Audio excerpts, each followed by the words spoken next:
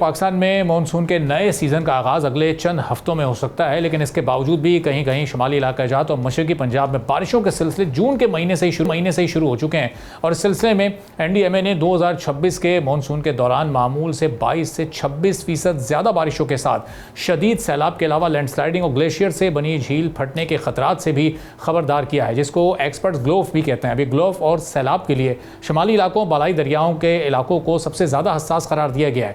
Experts کے مطابق glacier تیزی سے پگھلنے کے باعث دریائے سندھ کا پانی کا بہاؤ مزید غیر متوازن ہو سکتا ہے، جس سے اچانک سیلاب کے امکانات بھی بڑھ جائیں گے۔ اب اس صورتحال میں بروقت معلومات اور مؤثر پیشگی انتباہ انتہائی اہم ہے۔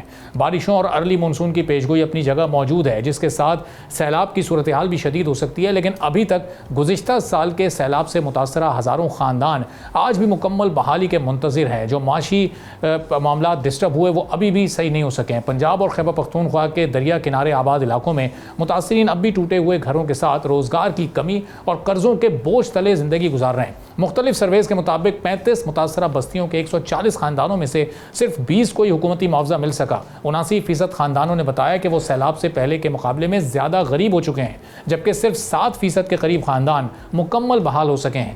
ایک سروے کے مطابق 2/3 سے زیادہ متاثرین اپنے گھر دوبارہ تعمیر نہیں کر سکے۔ 57% خاندانوں کو روزگار کی بحالی نہیں ہوئی، جبکہ 42% نے مجموعی نقصانات میں کوئی نمایاں بہتری نہ آنے کی شکایت کی ہے۔ 40% سے زیادہ افراد کا کہنا ہے کہ انہیں معاشی حالت بحال کرنے میں مزید 5 سے 10 سال لگ سکتے ہیں۔ متاثرین نے الزام بھی لگایا کہ امداد اور معاوضوں کی تقسیم میں سیاسی اثر و رسوخ اور مقامی بااثر افراد کو ترجیح دی گئی ہے، جس سے غریب خاندان مزید پیچھے رہ گئے۔ 90% سے زائد متاثرین نے کلائمیٹ چینج کو شدید اور غیر متوقع سیلاب کی بڑی وجہ قرار دیا ہے، لیکن بیشتر افراد حکومتی تیاریوں کے علاوہ حفاظتی اقدامات اور کلائمیٹ چینج کی پالیسیوں سے مطمئن نہیں ہیں۔ رپورٹ کے مطابق لوکل لیول پر ابتدائی وارننگ سسٹم کے ساتھ ممکنہ خطرے والی جگہوں سے انخلا کے منصوبے اور کمیونٹی ڈیزاسٹر مینجمنٹ تقریباً غیر مؤثر ہیں۔ اب زیادہ تر خاندانوں نے مشکل وقت میں سرکاری اداروں کے بجائے رشتہ داروں اور مقامی سماجی والنٹیئرز پر انحصار کیا ہے۔ پاکستان پچھلے چند سالوں سے شدید موسمی حالات کا شکار ہے، جہاں میدانی اور شہری علاقوں میں شدید گرمی اور ہیٹ ویو کی لہر عام طور پر دیکھی جا رہی ہے، لیکن اسی کے ساتھ شدید بارشوں سے آنے والے سیلاب دریاؤں کے آس پاس کی آبادی کو متاثر کر رہے ہیں، اور اسی دوران پاک بھارت آبی تنازع کے باعث انڈس واٹر ٹریٹی کے تحت معلومات کے تبادلے میں بھی رکاوٹوں کی اطلاعات سامنے آئی ہیں، جس سے سیلاب کی پیشگوئی اور بروقت تیاری مزید مشکل ہو سکتی ہے۔